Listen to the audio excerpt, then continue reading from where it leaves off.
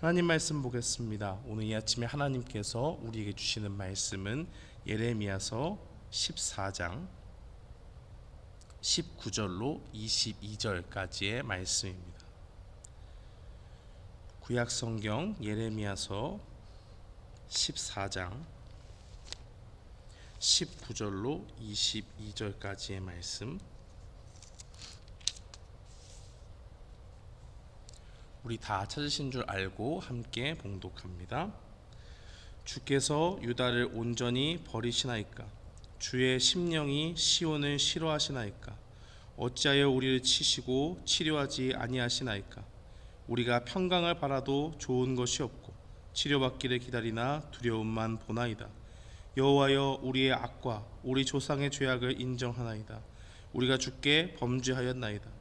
주의 이름을 위하여 우리를 미워하지 마옵소서. 주의 영광의 보좌를 욕되게 마옵소서. 주께서 우리와 세우신 언약을 기억하시고 패하지 마옵소서.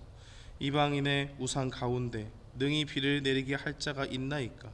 하늘이 능히 소나기를 내릴 수 있으리이까? 우리 하나님 여호와여, 그리하는 자는 주가 아니하시니까. 그러므로 우리가 주를 앙망하옵는 것은 주께서 이 모든 것을 만드셨음이니이다 하니라. 아멘.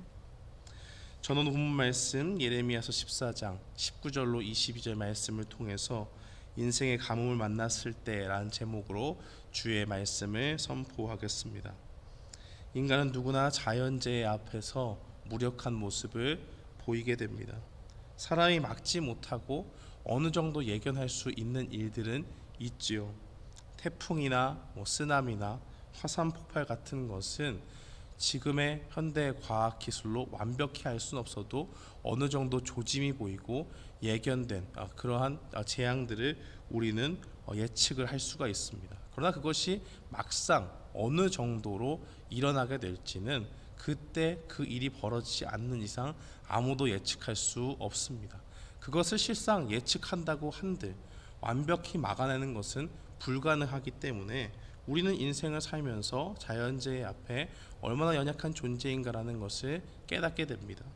그런데 하나님께서 누구에게나 인생의 가뭄을 만났을 때와 같이 큰 고난과 시련의 때를 주실 때가 있습니다. 그런데 특별히 오늘 본문 말씀에 연관돼서 봤을 때 하나님께서 죄악된 백성에게 그 재앙을 가뭄으로 내리실 때가 있어요. 그러한 죄에 대한 심판으로서 어려움을 당하고 있을 때 과연 우리는 어떻게 해야 되겠습니까? 하나님께서는 바로 예레미야 선지자를 통해서 우리가 그 죄악 가운데 하나님 앞에 심판당할 때 어떻게 해야 되는지를 말씀하고 있습니다. 하나님은 그분의 능력으로 오늘 하나님을 따르지 않는 악한 백성들을 심판하실 것이다 라는 확실한 말씀을 주십니다. 죄의 심판으로 하나님께서 가뭄을 택해서 주시는데 이것은 하나님께서 그냥 아무거나 이렇게 선택해서 주시는 것이 아니라 신명기 28장 말씀에 순종하지 않을 때 내가 너희를 이렇게 벌하겠다 하신 말씀을 성취하시는 것입니다. 신명기 28장 23절과 24절 말씀에 보니까 내 머리 위에 하늘은 노치 되고 내 하늘의 땅은 철이 될 것이며 여호와께서 비 대신에 티끌과 모래를 내 땅에 내리시니 그것들이 하늘에서 내 위에 내려 마침내 너를 멸하리라 라고 그렇게 말씀합니다. 하나님께서 인도하신 땅은 가나안 땅, 젖과 꿀이 흐르는 땅, 그 어느 땅보다도 가장 비옥하고 좋은 땅입니다. 그런데 그 가운데서 이 모든 좋은 것들을 누릴 수 있는 방법은 한 가지예요. 하나님을 순종하고 하나님만을 사랑하는 겁니다. 그러다 거기서 떠나게 되면 어떤 일들이 있습니까? 하나님께서 그 비옥한 땅마저도 그 땅 가운데 비를 주시지 않음으로써 가뭄을 통해서 모든 것을 빼앗아 버리는 그런 무시무시한 징벌이 있을 것임을 말씀합니다.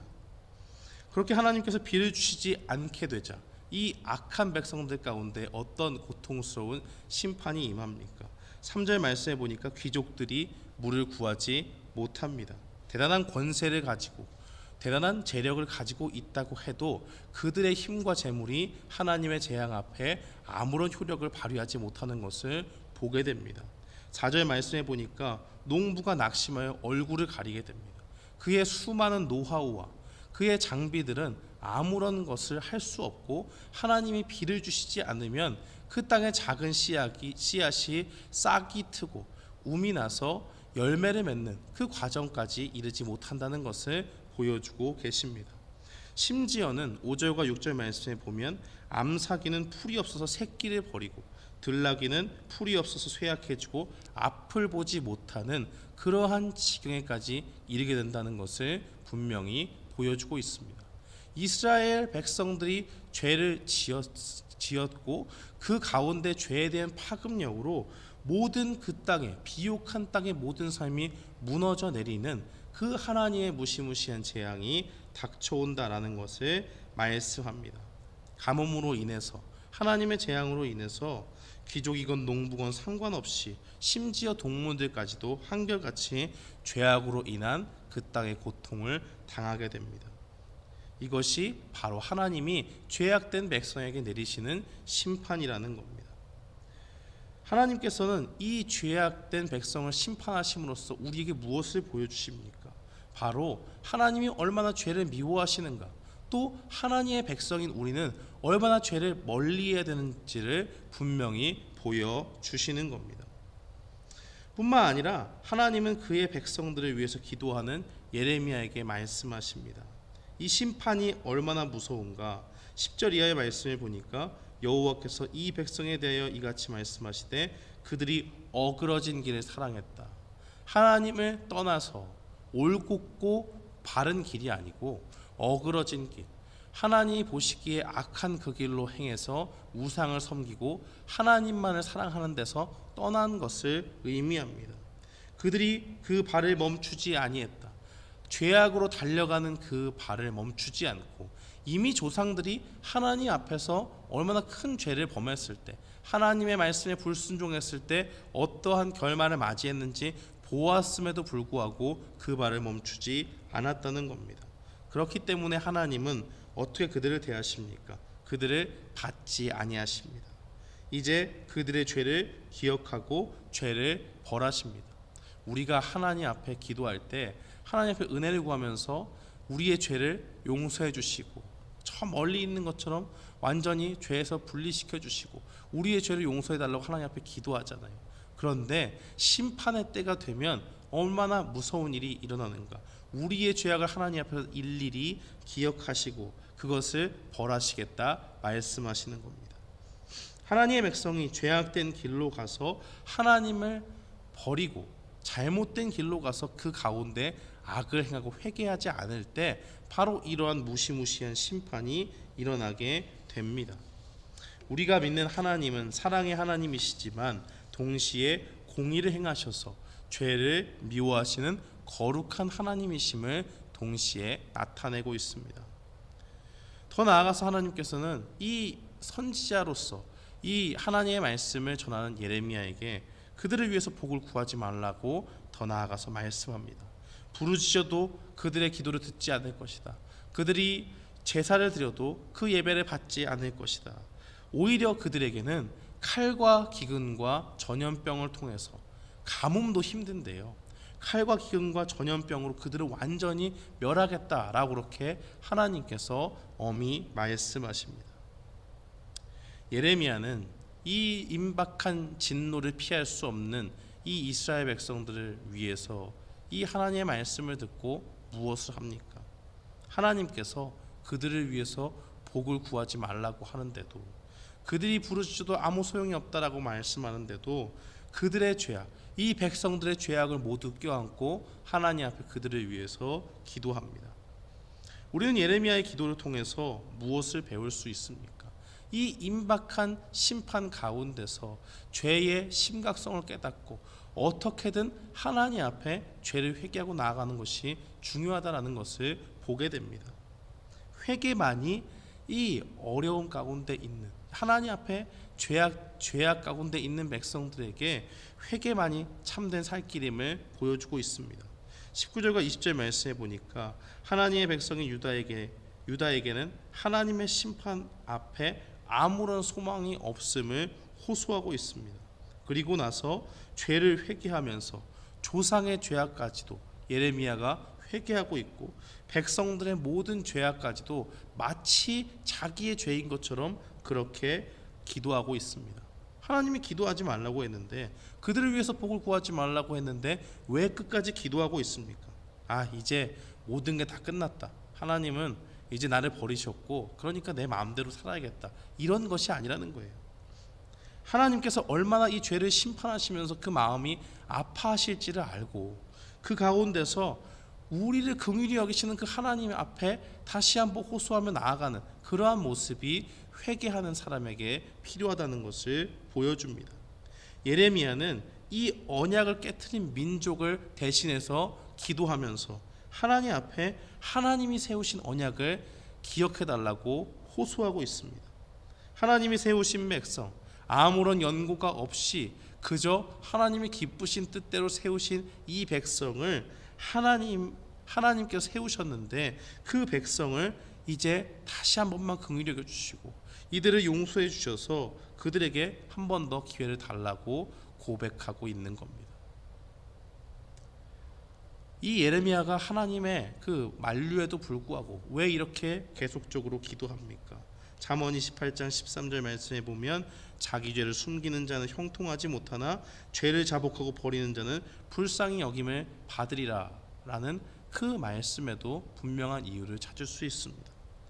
회개의 10년 가운데 하나님께서 혹 우리가 하나님의 뜻을 다 알 수 없으니 하나님께서 정말 임박한 심판을 거두지 않겠다 말씀하시지만, 이 심판을 받는 와중에도 우리의 죄악을 담당하더라도 그 모든 것을 용서해 주시고 다시 한번 우리에게 기회를 주시기를 간구하며 나아가는 회개의 심령, 그것으로 우리가 주님 앞에 나아가야 됨을 분명히 보여주고 있습니다.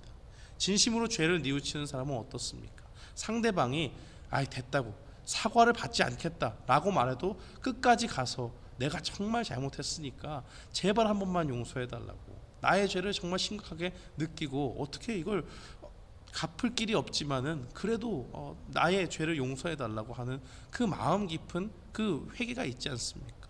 바로 하나님 앞에서 우리가 그러한 모습으로 나아가야 된다는 것을 보여줍니다. 끝까지 하나님의 그 긍휼하심에 호소하는 모습, 그것이 참된 회개자의 모습이라는 겁니다.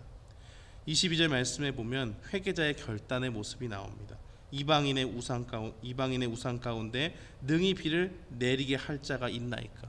이제는 이 백성들이 주님 앞에 회개하며 나아갈 때에 이 모든 이방신들을 버리고 하나님밖에 우리에게 소망이 없습니다라고 고백하는 겁니다. 그리하는 자는 주가 아니하시니까. 그러므로 우리가 주를 앙망하옵는 것은 주께서 이 모든 것을 만드셨음이니이다 하니라. 이제 모든 이방신들을 섬기는 그 모든 죄악을 물리치고 하나님 앞에 다시 하나님을 하나님으로 섬기는 그 백성이 우리가 되겠으니 제발 우리를 긍휼히 여겨달라고 하는 예레미야의 중보 기도입니다. 회개하는 사람에게는 오직 누가 희망입니까? 누가 소망입니까? 우리의 죄를 용서하시는 하나님밖에 소망이 없음을 말하고 있는 겁니다. 사랑하는 성도 여러분, 오늘 이 심판의 예고와 예레미야의 중보기도를 보면서 우리는 무엇을 깨닫습니까? 인생의 참된 파멸은 하나님을 떠나는 죄 가운데 있다라는 것을 우리는 분명히 보게 됩니다. 그 파멸을 부르는 죄를 우리는 멀리하고 날마다 죄를 깨닫기를 간구하면서 어떠한 경우에도 예레미야처럼 하나님의 긍휼하심을 구하는 회개자의 심령으로 주님 앞에 나아가야 된다는 것을 우리는 보게 됩니다. 오늘 이 말씀을 기억하면서 우리 날마다 죄를 미워하시는 하나님을 조차 살기를 결단하고 언제나 우리의 죄악 가운데 우리가 하나님 앞에 그 죄를 용서해 주시기를 간구하는 긍휼하심을 호소하며 바라보면서 그 앞에 호소하며 나아가는 주의 백성이 되기를 주님의 이름으로 축원합니다. 아멘. 우리 시간에 함께 기도하겠습니다.